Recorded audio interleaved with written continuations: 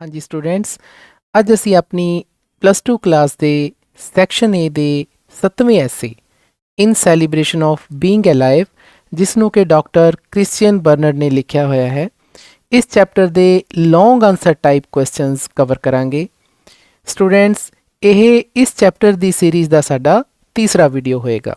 Students, ਮੈਂ ਤੁਹਾਨੂੰ ਦੱਸਣਾ ਚਾਹਾਂਗਾ ਕਿ ਮੈਂ ਇਸ ਚੈਪਟਰ ਦੀ ਕੰਪਰੀਹੈਂਸਿਵ ਐਕਸਪਲੇਨੇਸ਼ਨ ਆਲਰੇਡੀ ਤੁਹਾਡੇ ਨਾਲ ਸ਼ੇਅਰ ਕਰ ਚੁੱਕਿਆ ਹਾਂ।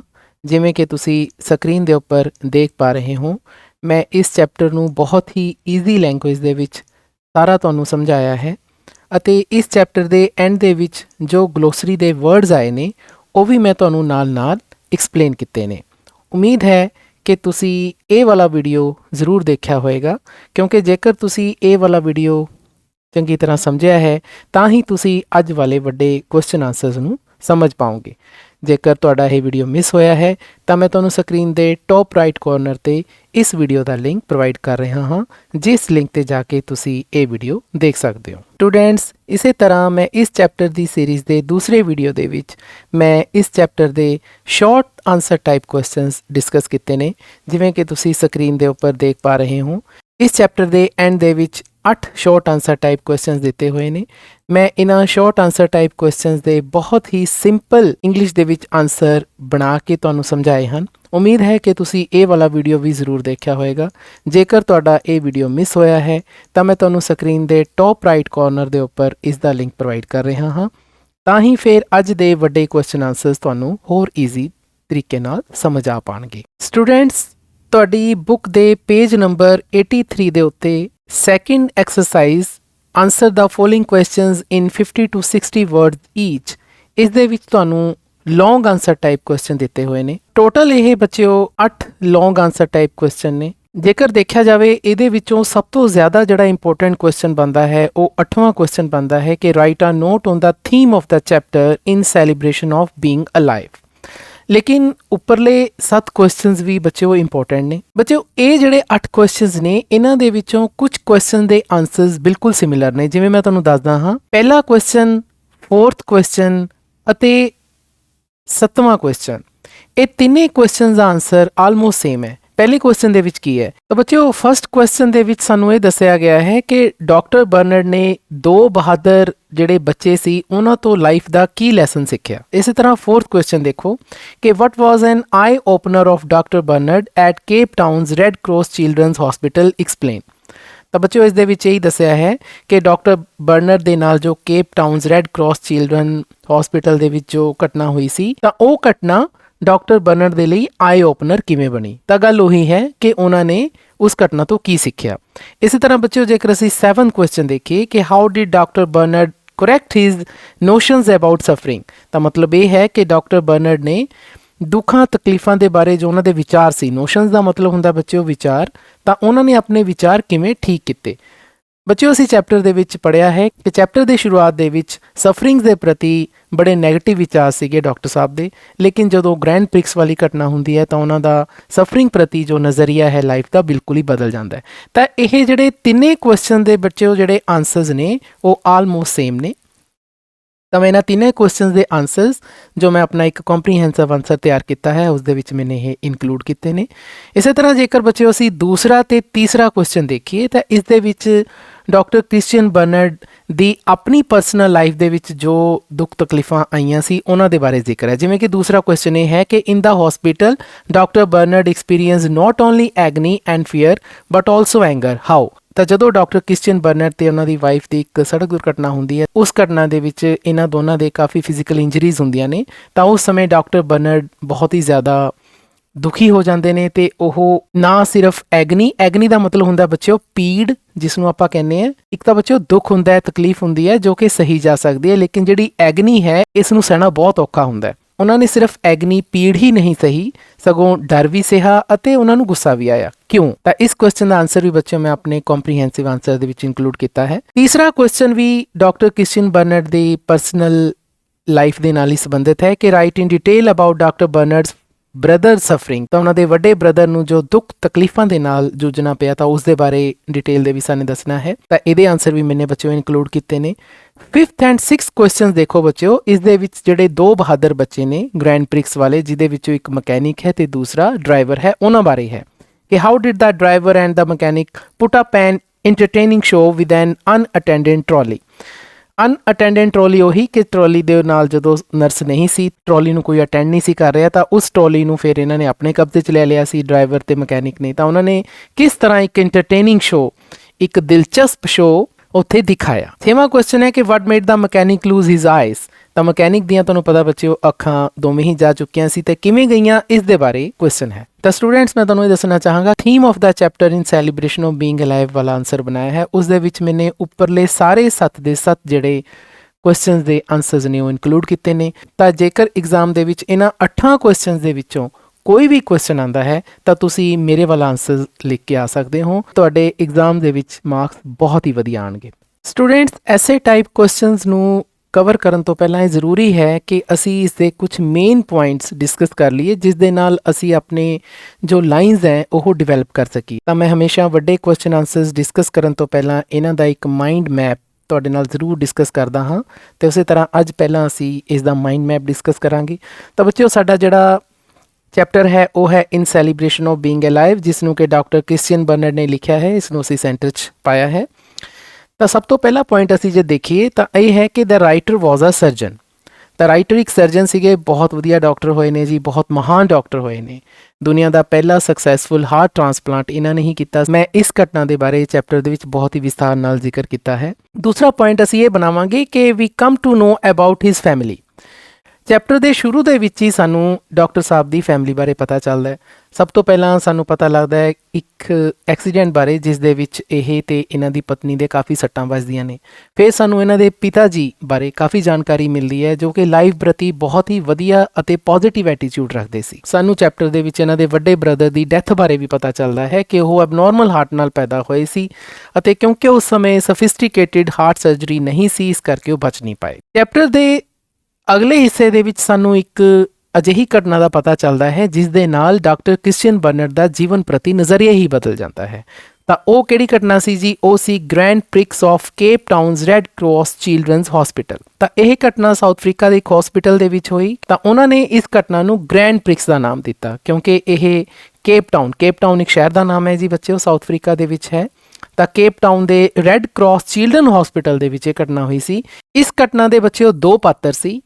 ਉਹਨਾਂ ਵਿੱਚੋਂ ਇੱਕ ਮਕੈਨਿਕ ਸੀ, ਛੋਟਾ ਜਿਹਾ ਬੱਚਾ ਸੀ ਜੋ ਕਿ ਬਲਾਈਂਡ ਸੀ, ਦੋਨੇ ਅੱਖਾਂ ਨਹੀਂ ਸੀ ਉਸਦੀਆਂ, ਅਤੇ ਉਸ ਨੂੰ 3rd ਡਿਗਰੀ ਬਰਨਸ ਵੀ ਹੋਏ ਸੀ। ਤਾਂ ਇਹ 3rd ਡਿਗਰੀ ਬਰਨਸ ਦਾ ਮਤਲਬ ਹੈ ਕਿ ਉਸਦਾ ਸਰੀਰ ਬਹੁਤ ਹੀ ਬੁਰੀ ਤਰੀਕੇ ਨਾਲ ਜਲਿਆ ਸੀ। ਹੁਣ ਇਹ ਕਿਉਂ ਜਲਿਆ, ਇਸ ਦੇ ਬਾਰੇ ਬੱਚਿਓ ਮੈਂ ਤੁਹਾਨੂੰ ਵਿਸਥਾਰ ਨਾਲ ਚੈਪਟਰ ਦੇ ਵਿੱਚ ਦੱਸਿਆ ਹੈ। 3rd ਡਿਗਰੀ ਬਰਨਸ ਉਹ ਬਰਨਸ ਹੁੰਦੇ ਨੇ ਬੱਚਿਓ ਕਿ ਜਿਸ ਦੇ ਵਿੱਚ ਸਿਰਫ ਮਾਸ ਹੀ ਨਹੀਂ ਜਲਦਾ ਸਰੀਰ ਦਾ, ਸਰੀਰ ਦੀਆਂ ਹੱਡੀਆਂ ਤੱਕ ਜਲ ਜਾਂਦੀਆਂ ਨੇ। ਦੂਸਰਾ ਬੱਚਾ ਇੱਕ ਡਰਾਈਵਰ ਹੈ ਜੀ, ਜਿਸ ਨੂੰ ਕਿ ਬੋਨ ਟਿਊਮਰ ਹੋਇਆ ਹੋਇਆ ਹੈ, ਤੇ ਉਹ ਟਿਊਮਰ ਉਸਦੇ ਸਰੀਰ ਦੇ ਵਿੱਚ ਵੱਧ ਰਿਹਾ ਹੈ, ਫੈਲ ਰਿਹਾ ਹੈ, ਅਤੇ ਇਸ ਕਰਕੇ ਉਸਦੀ ਇੱਕ ਬਾਂਹ ਨੂੰ ਵੀ ਕੱਟਿਆ ਗਿਆ ਹੈ ਤਾਂ ਕਿ ਇਹ ਟਿਊਮਰ ਹੋਰ ਬੋਡੀ 'ਚ ਨਾ ਫੈਲੇ। ਇਸ ਕਰਕੇ ਉਸਦੀ ਇੱਕੋ ਹੀ ਬਾਂਹ ਹੈ। ਤਾਂ ਉਸ ਦੇ ਬਾਰੇ ਵੀ ਸਾਨੂੰ ਜਾਣਕਾਰੀ ਮਿਲਦੀ ਹੈ।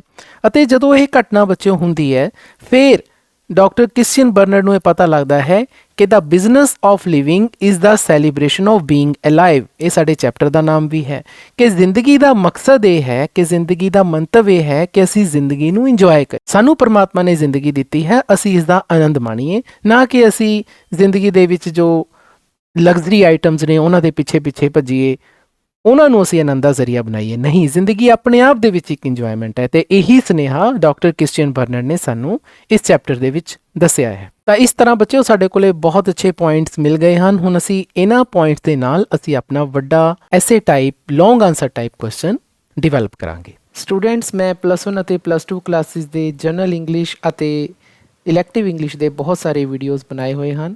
ਇਹਨਾਂ ਵੀਡੀਓਜ਼ ਨੂੰ ਦੇਖਣ ਦੇ ਲਈ ਤੁਸੀਂ YouTube ਦੀ ਸਰਚ ਬਾਰ 'ਤੇ ਜਾ ਕੇ ਦੀਪਕ ਸੂਦ ਲਵ ਲਰਨਿੰਗ ਟੂ ਲੀਡ ਟਾਈਪ ਕਰੋ। ਰਿਜ਼ਲਟ ਵਿੱਚ ਆਈ ਪਹਿਲੀ ਸਾਈਟ 'ਤੇ ਦੀਪਕ ਸੂਦ 'ਤੇ ਜਾ ਕੇ ਕਲਿੱਕ ਕਰੋ। ਤਾਂ ਇਸ ਤਰ੍ਹਾਂ ਤੁਸੀਂ ਚੈਨਲ 'ਤੇ ਪਹੁੰਚ ਜਾਵੋਗੇ, ਜਿੱਥੇ ਤੁਸੀਂ ਵੀਡੀਓਜ਼ ਦਾ ਇੱਕ ਸੈਕਸ਼ਨ ਦੇਖੋਗੇ। ਵੀਡੀਓਜ਼ 'ਤੇ ਕਲਿੱਕ ਕਰੋ, ਤੁਹਾਨੂੰ ਮੇਰੀਆਂ ਬਣਾਈਆਂ ਹੋਈਆਂ ਸਾਰੀਆਂ ਵੀਡੀਓਜ਼ ਤੁਹਾਨੂੰ ਮਿਲ ਜਾਣਗੀਆਂ। ਇਸ ਦੇ ਵਿੱਚ +1 +2 ਦੀਆਂ ਸਾਰੀਆਂ ਕਲਾਸਿਸ ਦੀਆਂ ਜੋ ਮੈਂ ਵੀਡੀਓਜ਼ ਬਣਾਈਆਂ ਹਨ ਉਹ ਸ਼ਾਮਿਲ ਹਨ। ਪਲੇਲਿਸਟ ਵਾਲੇ ਸੈਕਸ਼ਨ 'ਤੇ ਜਾ ਕੇ ਤੁਸੀਂ ਸਾਰੀਆਂ ਪਲੇਲਿਸਟ ਪ੍ਰਾਪਤ ਕਰ ਪਾਓਗੇ, ਜਿਵੇਂ ਕਿ ਕਲਾਸ 12 ਦੀ ਪਲੇਲਿਸਟ ਚੌਥੇ ਨੰਬਰ 'ਤੇ ਹੈ।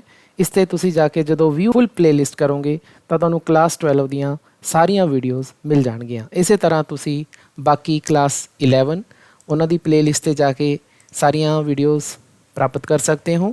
ਅਤੇ ਇਸੇ ਤਰ੍ਹਾਂ ਮੈਂ ਕਲਾਸ 11 ਅਤੇ ਕਲਾਸ 12 ਦੀਆਂ ਗ੍ਰਾਮਰ ਦੀਆਂ ਵੀਡੀਓ ਲਿਸਟ ਬਣਾਈ ਹੋਈ ਹੈ, ਤਾਂ ਉਹ ਸਾਰੀਆਂ ਵੀਡੀਓਜ਼ ਤੁਹਾਨੂੰ ਪ੍ਰਾਪਤ ਹੋ ਜਾਣਗੀਆਂ। ਅਤੇ ਇੱਕ ਪਲੇਲਿਸਟ ਇੰਗਲਿਸ਼ ਇਲੈਕਟਿਵ ਕਲਾਸ 11 ਦੀ ਵੀ ਹੈ ਅਤੇ ਉਸ ਦੇ ਵਿੱਚ ਤੁਹਾਨੂੰ ਸਾਰੀਆਂ ਕਲਾਸ 11 ਦੀਆਂ ਪਲੇਲਿਸਟ ਪ੍ਰਾਪਤ ਹੋ ਜਾਣਗੀਆਂ। ਤਾਂ ਮੈਂ ਤੁਹਾਨੂੰ ਸਾਰਿਆਂ ਨੂੰ ਅਪੀਲ ਕਰਦਾ ਹਾਂ ਕਿ ਇੱਕ ਵਾਰ ਤੁਸੀਂ ਦੀਪਕ ਸੂਦ ਲਵ ਲਰਨਿੰਗ ਟੂ ਲੀਡ ਚੈਨਲ 'ਤੇ ਜ਼ਰੂਰ ਵਿਜ਼ਿਟ ਕਰੋ। ਮਾਈਂਡ ਮੈਪ ਕਵਰ ਕਰਨ ਤੋਂ ਬਾਅਦ ਬੱਚਿਓ ਆਪਾਂ ਇਸ ਚੈਪਟਰ ਦੇ ਮੇਨ ਕੁਐਸਚਨ ਵੱਲ ਆਉਂਦੇ ਹਾਂ। ਇਹ ਕੁਐਸਚਨ ਹੈ ਕਿ right the theme of the chapter in celebration of being alive. ਤਾਂ ਥੀਮ ਪੁੱਛਿਆ ਗਿਆ ਹੈ ਜੀ ਚੈਪਟਰ ਦਾ। ਸਾਡੇ ਲੌਂਗ ਆਂਸਰ ਟਾਈਪ ਕੁਐਸਚਨ ਜੋ ਚੈਪਟਰ ਦੇ ਵਿੱਚ ਦਿੱਤੇ ਹੋਏ ਨੇ ਉਹਦੇ ਵਿੱਚ ਇਹ 8ਵਾਂ ਕੁਐਸਚਨ ਹੈ, ਪਰ ਉੱਪਰ ਵਾਲੇ 7 ਕੁਐਸਚਨ ਜਿਵੇਂ ਕਿ ਮੈਂ ਤੁਹਾਡੇ ਨਾਲ ਪਹਿਲਾਂ ਹੀ ਡਿਸਕਸ ਕਰ ਚੁੱਕਿਆ ਹਾਂ, ਉਹਨਾਂ ਦੇ ਸਾਰੇ ਆਂਸਰਸ ਵੀ ਮੈਂ ਇਸ ਆਂਸਰ ਦੇ ਵਿੱਚ ਇਨਕਲੂਡ ਕੀਤੇ ਹਨ। ਤਾਂ ਅਸੀਂ ਆਂਸਰ ਸ਼ੁਰੂ ਕਰਦੇ ਹਾਂ ਕਿ in celebration of being alive is written by doctor Christian Barnard. ਤਾਂ ਬੱਚਿਓ ਕਿਉਂਕਿ ਇਸ ਚੈਪਟਰ ਦਾ ਨਾਮ ਥੋੜਾ ਵੱਡਾ ਹੈ ਤਾਂ ਇੱਕ ਵਾਰੀ ਤੁਸੀਂ ਜ਼ਰੂਰ ਪਾ ਕੇ ਇਹ ਵਾਲੀ ਲਾਈਨ ਦੇਖ ਲਈਓ। ਇਨ ਸੈਲੀਬ੍ਰੇਸ਼ਨ ਆਫ ਬੀਇੰਗ ਅਲਾਈਵ ਦੇ ਜੋ ਕੈਪੀਟਲ ਲੈਟਰਸ ਨੇ ਉਹਨਾਂ ਦਾ ਧਿਆਨ ਰੱਖਣਾ ਹੈ ਅਤੇ ਇਹਨਾਂ ਨੂੰ ਸਿੰਗਲ ਕੋਡ ਦੇ ਵਿੱਚ ਲਿਖਣਾ ਹੈ। ਇਹ ਚੈਪਟਰ ਲਿਖਿਆ ਹੋਇਆ ਜੀ ਡਾਕਟਰ ਕ੍ਰਿਸਚੀਅਨ ਬਰਨਰਡ। ਇਹਨਾਂ ਦੇ ਵੀ ਅਸੀਂ ਕੈਪੀਟਲ ਤੇ ਸਮਾਲ ਲੈਟਰਸ ਦਾ ਧਿਆਨ ਰੱਖਣਾ ਹੈ। The chapter is based on the idea that pleasure and pain are part and parcel of human life. ਹੁਣ ਇਹ ਪੂਰਾ ਚੈਪਟਰ ਇਸ ਆਈਡੀਆ ਦੇ ਉੱਪਰ ਆਧਾਰਿਤ ਹੈ, ਇਸ ਵਿਚਾਰ ਦੇ ਉੱਪਰ ਆਧਾਰਿਤ ਹੈ ਕਿ ਖੁਸ਼ੀਆਂ ਅਤੇ ਗਮੀਆਂ, pleasure and pain, ਇਹ ਸਾਡੀ ਮਨੁੱਖੀ ਜ਼ਿੰਦਗੀ ਦਾ ਇੱਕ ਅਨਿੱਖੜਵਾਂ ਅੰਗ ਹਨ। Part and parcel of. Part and parcel of ਬੱਚੇ ਇੱਕ ਫਰੇਜ਼ ਹੁੰਦਾ ਹੈ ਜਦੋਂ ਕੋਈ ਚੀਜ਼ ਕਿਸੇ ਨਾਲ ਪੂਰੀ ਤਰ੍ਹਾਂ ਜੁੜੀ ਹੁੰਦੀ ਹੈ, ਉਸ ਨੂੰ ਅਸੀਂ ਕਹਿੰਦੇ ਹਾਂ part and parcel of something. ਤਾਂ ਇੱਥੇ ਹੈ part and parcel of human life. ਤਾਂ ਪਲੇਜ਼ਰ ਦਾ ਮਤਲਬ ਹੁੰਦਾ ਬੱਚੇ ਖੁਸ਼ੀਆਂ ਅਤੇ ਪੇਨ ਦੁੱਖ, ਸੁੱਖ ਦੁੱਖ ਸਾਡੇ ਮਨੁੱਖੀ ਜ਼ਿੰਦਗੀ ਦੇ ਅਨਿੱਖੜਵਾਂ ਅੰਗ ਹਨ। ਇਸੇ ਆਈਡੀਆ ਦੇ ਉੱਪਰ ਇਹ ਚੈਪਟਰ ਬੇਸਡ ਹੈ, ਆਧਾਰਿਤ ਹੈ। The writer was a surgeon. ਹੁਣ ਸਾਨੂੰ ਪਤਾ ਹੈ ਬੱਚਿਓ ਕਿ ਡਾਕਟਰ ਕ੍ਰਿਸਚੀਅਨ ਬਰਨਰਡ ਇੱਕ ਬਹੁਤ ਹੀ ਮਹਾਨ ਡਾਕਟਰ ਹੋਏ ਨੇ, ਸਰਜਨ ਹੋਏ ਨੇ। ਉਹਨਾਂ ਨੇ ਬਹੁਤ ਸਾਰੇ ਹਾਰਟ ਟ੍ਰਾਂਸਪਲਾਂਟ ਸਕਸੈਸਫੁਲੀ ਕੀਤੇ ਨੇ। One day he was crossing the road with his wife. ਉਹ ਆਪਣੀ ਵਾਈਫ ਦੇ ਨਾਲ ਰੋਡ ਕ੍ਰੋਸ ਕਰ ਰਹੇ ਹੁੰਦੇ ਨੇ। A car hit them. ਇੱਕ ਕਾਰ ਉਹਨਾਂ ਦੇ ਵਿੱਚ ਆ ਕੇ ਵੱਜਦੀ ਹੈ। The writer suffered from 11 broken ribs. ਤਾਂ ਉਸ ਦੁਰਘਟਨਾ ਦੇ ਸਿੱਟੇ ਵਜੋਂ ਡਾਕਟਰ ਕ੍ਰਿਸਚੀਅਨ ਬਰਨਰਡ ਦੀਆਂ 11 ਪਸਲੀਆਂ ਟੁੱਟ ਜਾਂਦੀਆਂ ਨੇ। ਰਿਬ ਦਾ ਮਤਲਬ ਹੁੰਦਾ ਬੱਚੇ ਉਹ ਪਸਲੀਆਂ। His wife had a fracture shoulder. ਉਹਨਾਂ ਦੀ ਪਤਨੀ ਦੇ ਮੋਢੇ ਤੇ ਵੀ ਫ੍ਰੈਕਚਰ ਆ ਜਾਂਦਾ ਹੈ। ਦੇ ਵਰ ਐਡਮਿਟਡ ਟੂ ਅ ਹੌਸਪੀਟਲ। ਤਾਂ ਇਸ ਕਰਕੇ ਦੋਨਾਂ ਨੂੰ ਹੌਸਪੀਟਲ ਦੇ ਵਿੱਚ ਦਾਖਲ ਕਰਵਾ ਦਿੱਤਾ ਜਾਂਦਾ ਹੈ। The writer asked himself why this happen to them. ਹੁਣ ਜਦੋਂ ਹੌਸਪੀਟਲ ਦੇ ਵਿੱਚ ਡਾਕਟਰ ਐਡਮਿਟ ਹੁੰਦੇ ਨੇ ਤਾਂ ਉਹ ਆਪਣੇ ਆਪ ਨਾਲ ਇਹ ਸਵਾਲ ਬਾਰ-ਬਾਰ ਕਰਦੇ ਨੇ। ਆਸਕਡ ਹਿਮਸੈਲਫ, ਆਪਣੇ ਆਪ ਨੂੰ ਪੁੱਛਦੇ ਨੇ ਕਿ why this happen to them, ਕਿ ਇਹ ਦੁਰਘਟਨਾ ਉਹਨਾਂ ਦੇ ਨਾਲ ਹੀ ਕਿਉਂ ਹੋਈ। ਤਾਂ ਬੱਚੇ ਹੁੰਦਾ ਹੈ ਜਦੋਂ ਦੁੱਖ ਤਕਲੀਫ ਕਿਸੇ ਇਨਸਾਨ ਨੂੰ ਆਉਂਦੇ ਨੇ ਤਾਂ ਹਮੇਸ਼ਾ ਪਹਿਲਾ ਕੁਐਸਚਨ ਉਸ ਦੇ ਦਿਮਾਗ ਵਿੱਚ ਜਾਂ ਪਰਮਾਤਮਾ ਪ੍ਰਤੀ ਉਸ ਦਾ ਗਿਲਾ ਰਹਿੰਦਾ ਹੈ ਕਿ ਮੇਰੇ ਨਾਲ ਹੀ ਇਹ ਭਾਣਾ ਕਿਉਂ ਵਾਪਰਿਆ। ਇਹੋ ਜਿਹੀਆਂ ਗੱਲਾਂ ਡਾਕਟਰ ਕ੍ਰਿਸਚੀਅਨ ਬਰਨਰਡ ਦੇ ਮਨ 'ਚ ਵੀ ਆਈਆਂ। ਤਾਂ ਇਹ ਗੱਲਾਂ ਉਹ ਵਾਰ-ਵਾਰ ਆਪਣੇ ਆਪ ਨਾਲ ਕਰ ਰਹੇ ਸੀ। He had patients to attend to. ਤਾਂ ਉਹਨਾਂ ਦੇ ਪੇਸ਼ੈਂਟ ਸੀਗੇ, ਮਰੀਜ਼ ਸੀਗੇ ਜਿਨ੍ਹਾਂ ਨੂੰ ਉਹਨਾਂ ਨੇ ਅਟੈਂਡ ਕਰਨਾ ਸੀ, ਉਹਨਾਂ ਦਾ ਇਲਾਜ ਕਰਨਾ ਸੀ।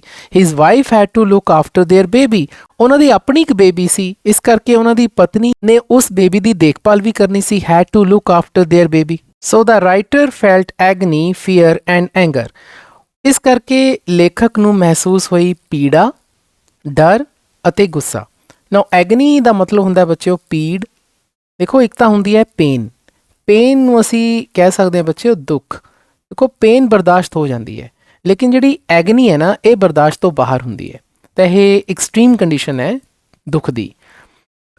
ਤਾਂ ਇਸ ਕਰਕੇ ਰਾਈਟਰ ਕਿਉਂਕਿ ਉਸ ਸਮੇਂ ਹਸਪੀਟਲ 'ਚ ਸੀਗਾ, ਬਾਰ-ਬਾਰ ਇਹੀ ਆਪਣੇ ਆਪ ਨਾਲ ਸਵਾਲ ਕਰੀ ਜਾ ਰਿਹਾ ਸੀ ਕਿ ਮੇਰੇ ਨਾਲ ਹੀ ਕਿਉਂ ਹੋਇਆ, ਤਾਂ ਇਸ ਕਰਕੇ ਉਸ ਨੂੰ ਐਗਨੀ, ਫੀਅਰ ਤੇ ਐਂਗਰ ਮਹਿਸੂਸ ਹੋਇਆ। ਤਾਂ ਬੱਚਿਓ ਯਾਦ ਹੋਣਾ ਸਾਡਾ ਇੱਕ ਲੌਂਗ ਆਨਸਰ ਟਾਈਪ ਕੁਐਸਚਨ ਵੀ ਸੀ ਜੋ ਮੈਂ ਪਹਿਲਾਂ ਡਿਸਕਸ ਕੀਤਾ, ਤਾਂ ਉਹਦੀਆਂ ਸਾਰੀਆਂ ਲਾਈਨਸ ਦੇ ਆਨਸਰ ਮੈਂ ਇੱਥੇ ਤੁਹਾਨੂੰ ਪ੍ਰੋਵਾਈਡ ਕਰਤੇ। His own brother had an abnormal heart, ਉਹਨਾਂ ਦੇ ਆਪਣੇ ਭਰਾ ਐਬਨੋਰਮਲ ਹਾਰਟ ਨਾਲ ਪੈਦਾ ਹੋਏ ਸੀ। ਨੋ ਐਬਨੋਰਮਲ ਦਾ ਮਤਲਬ ਹੁੰਦਾ ਹੈ ਜੋ ਨੋਰਮਲ ਨਹੀਂ ਹੈ, ਅਸਧਾਰਨ, ਜਿਸ ਨੂੰ ਅਸੀਂ ਪੰਜਾਬੀ 'ਚ ਕਹਿ ਸਕਦੇ ਹਾਂ।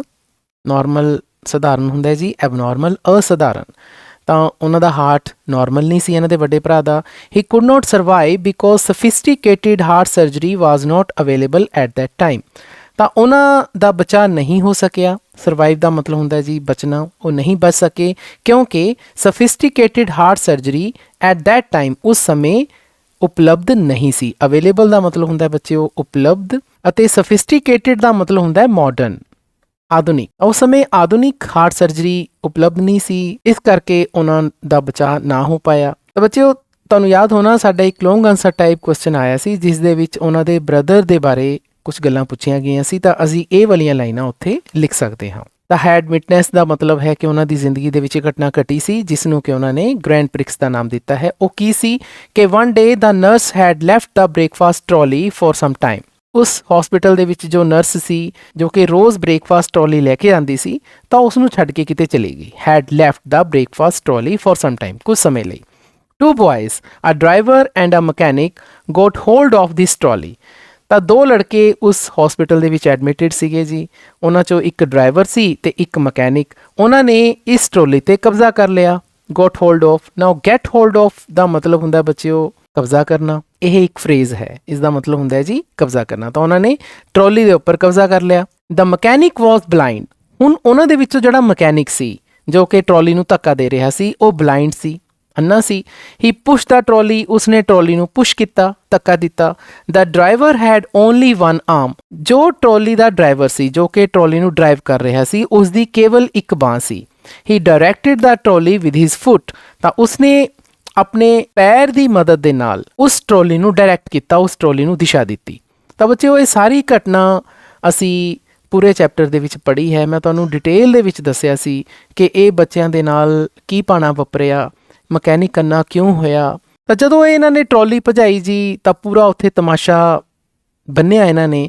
ਦਾ other patients enjoyed the whole scene, ਤਾਂ ਬਾਕੀ ਜਿਹੜੇ ਪੇਸ਼ੈਂਟ ਸੀਗੇ ਉਸ ਹਸਪੀਟਲ ਦੇ ਵਿੱਚ ਉਹਨਾਂ ਨੇ ਇਹ ਪੂਰੇ ਸੀਨ ਦਾ ਆਨੰਦ ਮਾਣਿਆ, enjoyed. The mechanic was 7 years old when he became blind, ਤਾਂ ਮਕੈਨਿਕ ਜਦੋਂ ਸਿਰਫ 7 ਸਾਲਾਂ ਦਾ ਸੀ ਉਸ ਸਮੇਂ ਉਹ ਅੰਨਾ ਹੋ ਗਿਆ ਸੀ। ਹਿਜ਼ ਪੇਰੈਂਟਸ ਕੁਅਰਲਡ, ਉਸਦੇ ਮਾਤਾ ਪਿਤਾ ਝਗੜੇ।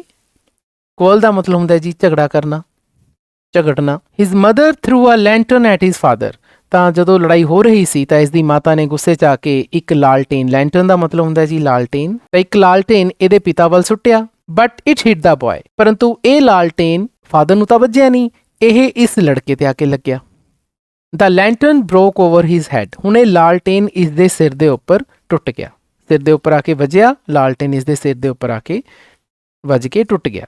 ਹੀ ਸਫਰਡ 3rd degree ਬਰਨਸ, ਤਾਂ ਹੋਇਆ ਕੀ ਕਿ ਲਾਲਟੇਨ ਦੇ ਵਿੱਚੋਂ ਜਿਹੜਾ ਤੇਲ ਸੀ ਗਰਮ ਉਹ ਇਸ ਦੀਆਂ ਅੱਖਾਂ 'ਚ ਪੈ ਗਿਆ, ਇਸ ਦੇ ਸਾਰੇ ਸਰੀਰ ਤੇ ਪੈ ਗਿਆ ਕਿ ਇਸ ਨੂੰ 3rd degree ਬਰਨਸ ਹੋਈਆਂ ਨਾ। 3rd degree ਬਰਨਸ ਹੁੰਦੀਆਂ ਬੱਚਿਓ ਜਿਹੜੀਆਂ ਕਿ ਬਰਨਸ ਦੀ ਐਕਸਟ੍ਰੀਮ ਕੰਡੀਸ਼ਨ ਹੈ, ਇਸ ਦੇ ਵਿੱਚ ਕੁਝ ਨਹੀਂ ਬਚਦਾ ਬੋਡੀ ਦਾ। He lost both of his eyes, ਤਾਂ ਇਸ ਦੇ ਨਤੀਜੇ ਵਜੋਂ ਇਸ ਨੇ ਆਪਣੀਆਂ ਦੋਵੇਂ ਅੱਖਾਂ ਗਵਾਤੀਆਂ, ਇਹ ਅੰਨਾ ਬਣ ਗਿਆ। ਹਿਜ਼ ਫੇਸ ਵਾਜ਼ ਆਲਸੋ ਡਿਸਫਿਗਰਡ, ਤੇ ਇਸ ਦਾ ਚਿਹਰਾ ਵੀ ਪੂਰੀ ਤਰ੍ਹਾਂ ਡਿਸਫਿਗਰ ਹੋ ਗਿਆ। ਡਿਸਫਿਗਰ ਹੋ ਗਿਆ ਮਤਲਬ ਪੂਰੀ ਤਰ੍ਹਾਂ ਖਰਾਬ ਹੋ ਗਿਆ ਇਸ ਦਾ ਚਿਹਰਾ। ਤੁਹਾਨੂੰ ਪਤਾ ਹੈ ਬੱਚਿਓ ਅਸੀਂ ਚੈਪਟਰ ਵਿੱਚ ਪੜ੍ਹਿਆ ਹੈ ਕਿ ਇਸ ਦੇ ਚਿਹਰੇ ਦੇ ਇੱਕ ਪਾਸੇ ਦੀ ਚਮੜੀ ਤਾਂ ਨੀਚੇ ਲਟਕਣ ਲੱਗ ਗਈ ਸੀ।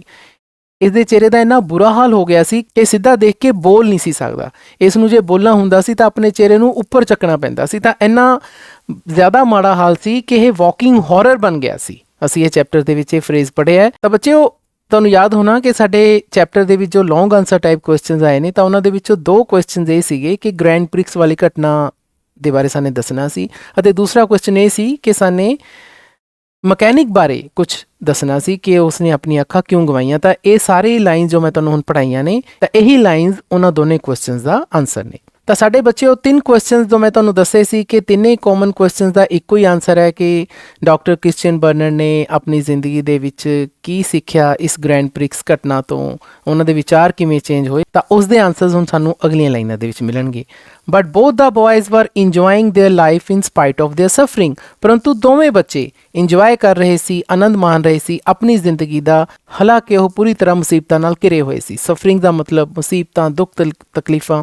ਇਨ ਸਪਾਈਟ ਆਫ ਦਾ ਮਤਲਬ ਹੁੰਦਾ ਬੱਚਿਓ ਦੇ ਬਜਾਏ। ਇੱਕ ਫਰੇਜ਼ ਹੁੰਦਾ ਹੈ ਇਨ ਸਪਾਈਟ ਆਫ ਇਕੱਠਾ ਹੁੰਦਾ ਹੈ ਕਿ ਆਪਣੀਆਂ ਦੁੱਖ ਤਕਲੀਫਾਂ ਦੇ ਬਜਾਏ ਵੀ ਉਹ ਆਪਣੀ ਜ਼ਿੰਦਗੀ ਦਾ ਆਨੰਦ ਮਾਣ ਰਹੇ ਸੀ। The writer learned an important lesson from them. ਤਾਂ ਰਾਈਟਰ ਨੇ ਉਹਨਾਂ ਤੋਂ ਇੱਕ ਮਹੱਤਵਪੂਰਨ ਪਾਠ ਸਿੱਖਿਆ that the business of living is the celebration of being alive. ਕਿ ਜ਼ਿੰਦਗੀ ਦਾ ਜੋ ਮੰਤਵ ਹੈ, ਜੋ ਮਕਸਦ ਹੈ, ਉਹ ਇਹ ਹੈ ਕਿ ਅਸੀਂ ਜਿਉਂਦੇ ਹੋਣ ਦਾ ਆਨੰਦ ਮਾਣੀਏ, ਕਿ ਅਸੀਂ ਅੱਜ ਦੀ ਘੜੀ ਵਿੱਚ ਜਿਉਂਦੇ ਹਾਂ। ਇਹ ਸਭ ਤੋਂ ਵੱਡੀ ਖੁਸ਼ੀ ਹੈ। ਸਾਨੂੰ ਇਸ ਖੁਸ਼ੀ ਦਾ ਆਨੰਦ ਮਾਣਨਾ ਚਾਹੀਦਾ ਹੈ। We should move forward in our life rather than to complain and cry। ਸਾਨੂੰ ਆਪਣੀ ਜ਼ਿੰਦਗੀ ਦੇ ਵਿੱਚ ਅੱਗੇ ਵਧਣਾ ਚਾਹੀਦਾ ਹੈ। ਮੂਵ ਫਾਰਵਰਡ ਦਾ ਮਤਲਬ ਹੁੰਦਾ ਹੈ ਅੱਗੇ ਵਧਣਾ ਆਪਣੀ ਜ਼ਿੰਦਗੀ ਦੇ ਵਿੱਚ, ਬਜਾਏ ਇਹ ਕਰਨ ਦੇ ਕਿ ਅਸੀਂ ਕੰਪਲੇਨ ਕਰੀ ਜਾਈਏ, ਅਸੀਂ ਸ਼ਿਕਾਇਤਾਂ ਕਰੀ ਜਾਈਏ ਆਪਣੀ ਜ਼ਿੰਦਗੀ ਦੇ ਨਾਲ ਅਤੇ ਰੋਈ ਜਾਈਏ। ਹੁਣ ਹੋ ਕੀ ਰਿਹਾ ਸੀਗਾ ਰਾਈਟਰ ਦੇ ਨਾਲ? ਚੈਪਟਰ ਦੇ ਸ਼ੁਰੂ ਵਿੱਚ ਉਹ ਕੰਪਲੇਨ ਕਰ ਰਹੇ ਸੀ, ਉਹ ਸ਼ਿਕਾਇਤਾਂ ਕਰ ਰਹੇ ਸੀ, ਉਹ ਭਗਵਾਨ ਦੇ ਅੱਗੇ ਸ਼ਿਕਾਇਤਾਂ, ਗੁੱਸਾ ਗਿਲਾ ਕਰ ਰਹੇ ਸੀ ਕਿ ਮੇਰੇ ਨਾਲ ਹੀ ਰੱਬਾ ਇਹ ਕਿਉਂ ਹੋਇਆ, ਮੇਰੇ ਕਿਉਂ ਸੱਟ ਵੱਜੀ, ਮੇਰੀ ਵਾਈਫ ਦੇ ਕਿਉਂ ਸੱਟ ਵੱਜੀ, ਸਾਡੀ ਲੜਕੀ ਦਾ ਕੀ ਹੋਏਗਾ ਜੋ ਘਰੇ ਇਕੱਲੀ ਹੈ। ਇਹ ਸਾਰੀਆਂ ਗੱਲਾਂ ਉਹਨਾਂ ਦੇ ਮਨ 'ਚ ਆ ਰਹੀਆਂ ਸੀ, ਉਹ ਕੰਪਲੇਨ ਕਰ ਰਹੇ ਸੀ।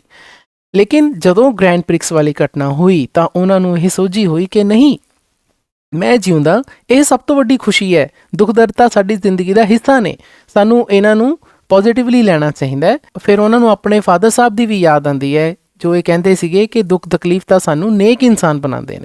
ਤੇ ਬੱਚਿਓ ਚੈਪਟਰ ਦੇ ਐਂਡ ਦੇ ਵਿੱਚ 2 ਲਾਈਨਸ ਆਈਆਂ ਸੀ ਜੋ ਮੇਰੀਆਂ ਇਸ ਚੈਪਟਰ ਦੀਆਂ ਬਹੁਤ ਹੀ ਫੇਵਰੇਟ ਲਾਈਨਸ ਨੇ। ਮੈਂ ਉਹਨਾਂ ਲਾਈਨਸ ਨੂੰ ਵੀ ਇਸ ਆਨਸਰ ਦੇ ਵਿੱਚ ਇਨਕਲੂਡ ਕੀਤਾ ਹੈ। ਉਹ ਲਾਈਨਾਂ ਸੀ ਕਿ we should not be sad over what we have lost. ਕਿ ਸਾਨੂੰ ਦੁਖੀ ਨਹੀਂ ਹੋਣਾ ਚਾਹੀਦਾ ਉਹਨਾਂ ਗੱਲਾਂ ਤੇ ਜੋ ਅਸੀਂ ਗਵਾ ਚੁੱਕੇ ਹਾਂ। We should not be sad over what we have lost। ਜੋ ਅਸੀਂ ਗਵਾ ਚੁੱਕੇ ਹਾਂ ਸਾਨੂੰ ਉਹਨਾਂ ਤੇ ਦੁਖੀ ਨਹੀਂ ਹੋਣਾ ਚਾਹੀਦਾ। We must be happy with what we have been left। ਸਗੋਂ ਸਾਨੂੰ ਖੁਸ਼ ਹੋਣਾ ਚਾਹੀਦਾ ਹੈ ਉਹਨਾਂ ਚੀਜ਼ਾਂ ਦੇ ਨਾਲ ਜੋ ਸਾਡੇ ਕੋਲੇ ਇਸ ਸਮੇਂ ਮੌਜੂਦ ਹਨ। We must be happy, ਸਾਨੂੰ ਖੁਸ਼ ਹੋਣਾ ਚਾਹੀਦਾ ਹੈ with what, ਉਹਨਾਂ ਚੀਜ਼ਾਂ ਦੇ ਨਾਲ we have been left, ਜੋ ਸਾਡੇ ਕੋਲੇ ਰਹਿ ਗਈਆਂ ਨੇ। ਮਤਲਬ ਜੋ ਸਾਡੇ ਹੱਥ 'ਚ ਚੀਜ਼ਾਂ ਨੇ ਸਾਨੂੰ ਉਹਨਾਂ ਦੇ ਨਾਲ ਸੰਤੁਸ਼ਟ ਹੋਣਾ ਚਾਹੀਦਾ, ਖੁਸ਼ ਹੋਣਾ ਚਾਹੀਦਾ। ਜੋ ਖੋ ਗਿਆ ਉਹ ਤਾਂ ਖੋ ਗਿਆ, ਤੇ ਸਾਡੇ ਕੋਲੇ ਅੱਜ ਹੱਥ 'ਚ ਕੀ ਹੈ ਬੱਚਿਓ? ਸਾਡੇ ਕੋਲੇ ਹੱਥ 'ਚ ਹੈ ਸਾਡੀ ਜ਼ਿੰਦਗੀ। ਸਾਨੂੰ ਆਪਣੀ ਜ਼ਿੰਦਗੀ ਨੂੰ ਵਧੀਆ ਬਣਾਉਣਾ ਚਾਹੀਦਾ ਹੈ, ਵਧੀਆ ਇੰਜੋਏ ਕਰਨਾ ਚਾਹੀਦਾ ਹੈ। ਅੱਛਾ, ਜ਼ਿੰਦਗੀ ਦਾ ਇੰਜੋਇਮੈਂਟ ਇਹ ਨਹੀਂ ਹੁੰਦਾ ਬੱਚਿਓ ਕਿ ਅਸੀਂ ਲਗਜ਼ਰੀ ਆਈਟਮਸ ਦੇ ਪਿੱਛੇ ਭੱਜ ਕੇ ਜ਼ਿੰਦਗੀ ਨੂੰ ਇੰਜੋਏ ਕਰਨਾ ਹੁੰਦਾ ਹੈ। ਨੋ, ਜ਼ਿੰਦਗੀ ਆਪਣੇ ਆਪ ਦੇ ਵਿੱਚ ਹੀ ਲਗਜ਼ਰੀ ਹੈ ਬੱਚਿਓ। ਇਹ ਸਭ ਤੋਂ ਵੱਡੀ ਖੁਸ਼ੀ ਹੈ। ਇਸੇ ਕਰਕੇ ਬੱਚਿਓ ਮੈਂ ਤੁਹਾਨੂੰ ਚੈਪਟਰ 'ਚ ਵੀ ਦੱਸਿਆ ਸੀ ਕਿ ਜਦੋਂ ਵੀ ਅਸੀਂ ਸਵੇਰੇ ਉੱਠਦੇ ਹਾਂ ਤਾਂ ਸਾਨੂੰ ਹਮੇਸ਼ਾ ਉਸ ਪਰਮ ਪਿਤਾ ਪਰਮਾਤਮਾ, ਵਾਹਿਗੁਰੂ, ਅੱਲਾ, ਈਸ਼ਵਰ, ਉਸ ਦਾ ਧੰਨਵਾਦ ਕਰਨਾ ਚਾਹੀਦਾ ਹੈ ਕਿ ਅਸੀਂ ਅੱਜ ਨਵੀਂ ਸਵੇਰ ਦੇਖੀ ਹੈ। ਅਤੇ ਫਿਰ ਜੇਕਰ ਸਾਡੀ ਜ਼ਿੰਦਗੀ ਦੇ ਵਿੱਚ ਦੁੱਖ ਤਕਲੀਫ ਆਉਂਦੇ ਨੇ ਤਾਂ ਸਾਨੂੰ ਉਹਨਾਂ ਦੇ ਨਾਲ ਲੜਨਾ ਚਾਹੀਦਾ ਹੈ। ਇਹਨਾਂ ਦੁੱਖ ਤਕਲੀਫਾਂ ਦੇ ਨਾਲ ਲੜਦੇ ਹੋਏ ਜੋ ਸਾਨੂੰ ਤਜਰਬੇ ਮਿਲਦੇ ਨੇ ਬੱਚਿਓ, ਉਹੀ ਸਾਨੂੰ ਜ਼ਿੰਦਗੀ ਦੇ ਵਿੱਚ ਬੈਟਰ ਬਣਾਉਂਦੇ ਨੇ, ਨੇਕ ਬਣਾਉਂਦੇ ਨੇ। ਉਮੀਦ ਹੈ ਬੱਚਿਓ ਕਿ ਤੁਸੀਂ ਇਹ ਸਾਰਾ ਲੌਂਗ ਆਨਸਰ ਟਾਈਪ ਕੁਐਸਚਨ ਸਮਝ ਲਿਆ ਹੋਵੇਗਾ। ਜੇਕਰ ਫਿਰ ਵੀ ਤੁਹਾਨੂੰ ਇਸ ਕੁਐਸਚਨ ਦੇ ਵਿੱਚੋਂ ਕੋਈ ਵੀ ਦਿੱਕਤ ਹੈ ਤਾਂ ਤੁਸੀਂ ਮੈਨੂੰ ਕਮੈਂਟ ਸੈਕਸ਼ਨ ਦੇ ਵਿੱਚ ਪੁੱਛ ਸਕਦੇ ਹੋ। ਵੀਡੀਓ ਦੇ ਐਂਡ ਦੇ ਵਿੱਚ ਬੱਚਿਓ ਮੈਂ ਤੁਹਾਨੂੰ ਇਸ ਚੈਪਟਰ ਦੇ ਨਾਲ ਰਿਲੇਟਡ ਵੀਡੀਓਜ਼ ਦੇ ਲਿੰਕ ਸਕਰੀਨ ਦੇ ਉੱਪਰ ਸ਼ੇਅਰ ਕਰ ਰਿਹਾ ਹਾਂ। ਨੈਕਸਟ ਵੀਡੀਓ ਦੇ ਵਿੱਚ ਆਪਾਂ ਇਸ ਚੈਪਟਰ ਦੇ ਐਂਡ ਦੇ ਵਿੱਚ ਆਏ ਐਕਸਰਸਾਈਜ਼ਸ ਅਤੇ ਉਹਨਾਂ ਦੇ ਸੋਲੂਸ਼ਨਸ ਡਿਸਕਸ ਕਰਾਂਗੇ। ਫਿਰ ਮਿਲਦੇ ਹਾਂ ਜੀ, ਧੰਨਵਾਦ।